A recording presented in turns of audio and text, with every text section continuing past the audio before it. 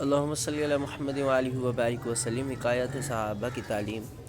بسم اللہ الرحمن الرحیم۔ حضرت ابن زبیر رضی اللہ تعالیٰ عنہ کی بہادری روم کی لڑائی میں۔ حضرت عثمان کے زمانہ میں خلافت میں 26 ہجری میں مصر کے پہلے حاکم حضرت عمرو بن عاص رضی اللہ تعالیٰ عنہ کی بجائے جب عبداللہ بن ابی سرح رضی اللہ تعالیٰ عنہ حاکم بنائے گئے تو وہ روم کی لڑائی کے واسطے 20,000 کے مجمع کے ساتھ نکلے۔ رومیوں کا لشکر 2 لاکھ کے قریب تھا۔ بڑے گھمسان کی لڑائی ہوئی۔ رومیوں کے امیر جرجیر نے اعلان کیا کہ جو شخص عبداللہ بن ابی سرح کو قتل کر رضی اللہ تعالیٰ عنہ کو قتل کر دے اس سے اپنی بیٹی کا نکاح کروں گا اور 1,00,000 دینار انعام بھی دوں گا۔ اس اعلان سے بعد مسلمانوں کو فکر ہوا۔ حضرت عبداللہ بن زبیر رضی اللہ تعالیٰ عنہ کو علم ہوا۔ انہوں نے کہا کہ یہ فکر کی بات نہیں، ہماری طرح سے بھی یہ اعلان کیا جائے کہ جو جرجیر کو قتل کرے گا اس کی بیٹی سے اس کا نکاح کیا جائے گا اور 1,00,000 دینار انعام، اور مزید یہ کہ اس کو ان شہروں کا امیر بھی بنایا جائے گا۔ کچھ دیر تک مقابلہ ہوتا رہا۔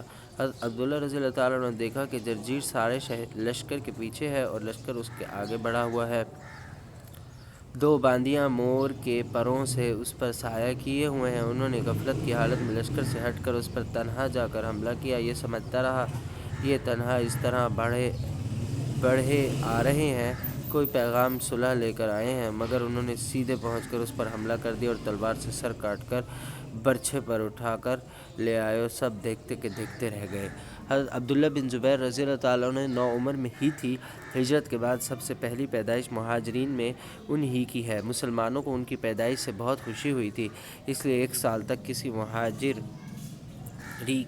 کسی مہاجری کے کوئی لڑکا نہ ہوا تھا، تو یہود نے یہ کہہ دیا تھا کہ ہم نے ان مہاجرین پر جادو کر رکھا ہے، ان کے لڑکا نہیں ہو سکتا۔ حضور صلی اللہ علیہ وسلم کا معمول بچوں کو بیعت فرمانے کا نہیں تھا، لیکن حضرت ابن زبیر رضی اللہ تعالیٰ عنہ کو 7 برس کی عمر میں بیعت فرما لیا۔ اس لڑائی کے وقت ان کی عمر 24-25 سال تھی۔ اس عمر میں 2,00,000 کے مجمع کو پھلانگ کر اس طرح سے بادشاہ کا سر کاٹ لینا معمولی چیز نہیں۔ اللہ اکبر۔